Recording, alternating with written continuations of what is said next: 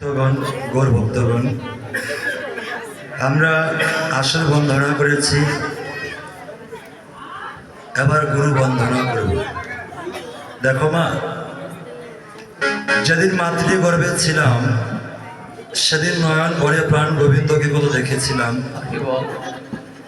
কিন্তু জগতের বুকে আসার পর স্ত্রী পুত্রের মায়ায় পড়ে, কামের মোহে পড়ে সেই গোবিন্দকে ভুলে গেলাম। তাই গুরু নিজ গুণে কৃপা করে সেই চৈতন্য মন্ত্র দান করলো কর্ণকুহরে। তাই ভাবুক বলছে, যেদিন তুমি জগতের বুকে এসেছ সেদিন কেঁদেছিল একমাত্র আমি, এসেছিল সবাই। তাই যাবার বেলা এমন জীবন গঠন করো, যাবার বেলা হাসিব আমি, কাঁদিবে সুন্দরী। যারা গুরু দীক্ষা পেয়েছেন সবাই নিজ নিজ গুরুকে স্মরণ করুন।